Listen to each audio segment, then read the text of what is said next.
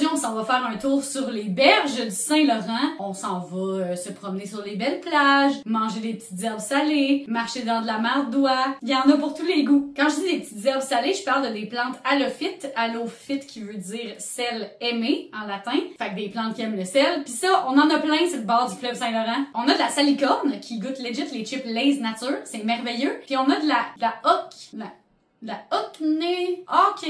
Des fois, tu te demandes, est-ce que j'ai vraiment besoin de prononcer ce mot-là? Puis la réponse est non. On a ça sur le bord du fleuve Saint-Laurent. La personne est clairement juste tombée sur son clavier, endormie, puis elle a dit, je laisse ça de même. Ça goûte un peu le sel, puis un peu le cocombe aussi. C'est super bon. Manquerait juste un petit peu de gin comme dans business. Du gin sans alcool, naturellement. Là, par contre, ces plantes-là sont comme un peu victimes de leur popularité. Fait que on va juste essayer de pas trop les cueillir. Du côté des algues, on en a toutes sortes, mais mes préférés, c'est les laminaires et les ficus. Ça, c'est ceux qui ont l'air de soit une grosse main ou soit des espèces de grosses nouilles de spaghetti. Les ficus, ils ont comme des petites bulles. J'aime ça, le papier bulle. C'est de même. Les ficus, c'est un peu comme ça. Ils sont bien durs à péter. C'est pas des blagues, là. Ce papier bulle-là, c'est pas pour les débutants, là. En tout cas.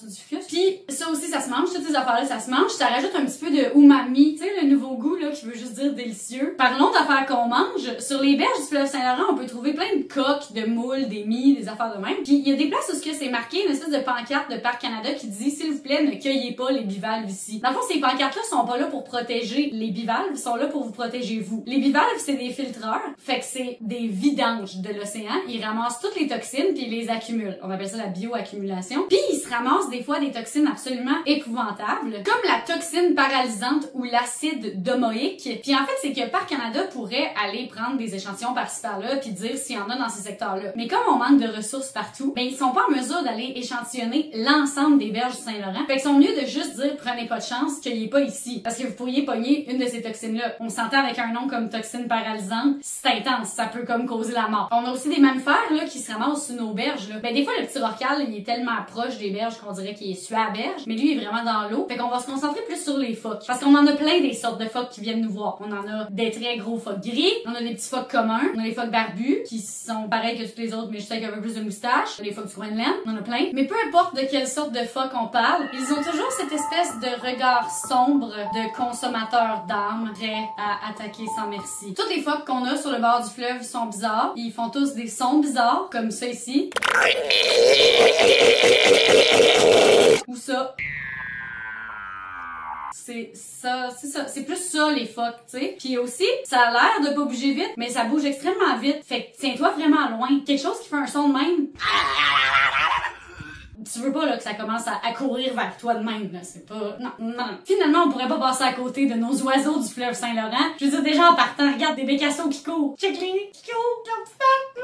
On a des fous de bassin qui sont tout aussi gracieux que terrorisants. On a des canards avec des affaires vraiment bizarres sur leur bec. Et on a, naturellement, les cormorans. La plupart des oiseaux marins ont une espèce de glande ici au-dessus des faunes qui sécrète une huile qui les rend imperméables. Fait que les oiseaux vont passer leur temps à se picosser les faunes. Vous les avez sûrement déjà vu faire. Puis là, ils vont s'imperméabiliser avec leur bec. Les cormorans, ils ont pas ça. Fait que quand ils plongent dans l'eau, ils absorbent vraiment l'eau dans leurs plumes. Ils trempent pour vrai, contrairement aux canards qui se tiennent à la surface puis qui sont imperméabilisés. Fait que quand le cormoran, il plonge, il va vraiment se mouiller pour vrai. Puis il va falloir après qu'il sèche. Fait qu'il va passer des moments comme ça à étendre ses ailes sur les berges du fleuve dans un endroit qui lui semble sécuritaire. Puis il peut passer un bon bout là. Mais ce qui est vraiment le fun avec le genre de petit bug évolutif que ça a fait, c'est que le cormoran, il fait ça même quand il pleut. Fait que des fois, t'as juste un cormoran qui est comme ça, à la pluie, en train de se faire sécher les ailes, pis il est juste genre, yes, ça s'en vient les chums, pouvoir me baigner bientôt. Non, ça s'en vient pas. C'est peut-être ça qu'on veut dire quand on dit cervelle d'oiseau. Une autre affaire qui arrive, c'est les perturbations climatiques entraînent des espèces de mouvances bizarres chez les oiseaux. Comme dans les dernières années, il y a eu des gros changements dans le climat. C'est le fait qu'on a eu des visiteurs vraiment particuliers sur les berges de notre fleuve Saint-Laurent. Notamment l'année passée, on a eu la visite d'une spatule rosée. C'est pas le nom d'un outil de cuisine genré pour femmes, là. C'est vraiment un oiseau. Puis il a l'air de ça ici. Tu sais, de côté, il a l'air correct. C'est quand il est de face, t'es comme, oh, ok, bonsoir. C'est cute, c'est rose, j'en veux un. Naturellement, il y a bien des animaux qui habitent le long de notre fleuve ou qui viennent nous visiter une fois de temps en temps. J'ai pas eu le temps de toutes vous les présenter, mais je vais juste toutes les nommer un par un comme ça. Ça va vraiment aller vite, vous allez voir. Phoque annelé, goéland cerclé, phoque barbu, grand héron, bécassine, phoque du Groenland,